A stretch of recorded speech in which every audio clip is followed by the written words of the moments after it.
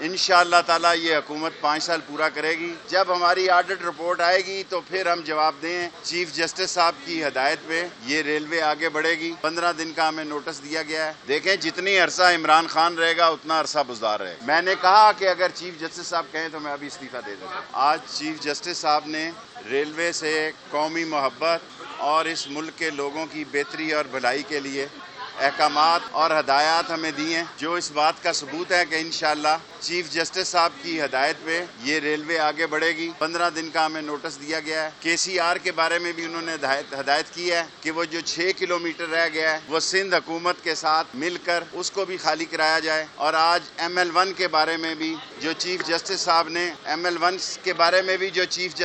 نے ہدایت دی ہیں وہ اس بات کا تقاضا کرتی ہیں کہ ساری قوم کی دلچسپی ML1 میں ہے.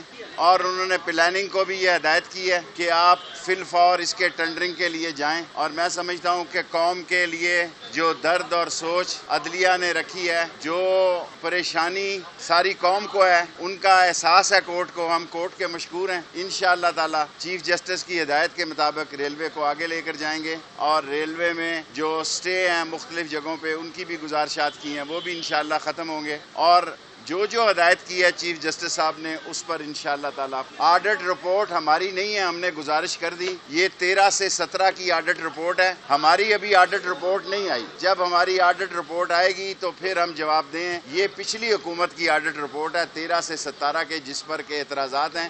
یہ فرگوسن نے بھی کی ہے اور پچھلی حکومتوں نے بھی کی ہے. اور اس طرح آپ کہہ سکتے ہیں کہ اس آڈٹ رپورٹ سے ہمارا کوئی تعلق نہیں. میں نے کہا کہ اگر چیف جسٹس صاحب کہیں تو میں ابھی استعفی دے دوں. انشاءاللہ تعالیٰ یہ حکومت 5 سال پورا کرے گی. دیکھیں آپ کی خواہش پوری نہیں میں کر سکتا. آپ کی جو سوچیں ہیں وہ مجھے معلوم ہے. آپ کو بھی میں جانتا ہوں، آپ کے چینل کو بھی جانتا ہوں. میں زیادہ بات کرتا ہوں تو پھر کہتے ہیں کہ میں سیاست پہ زیادہ دلچسپی رکھتا ہوں.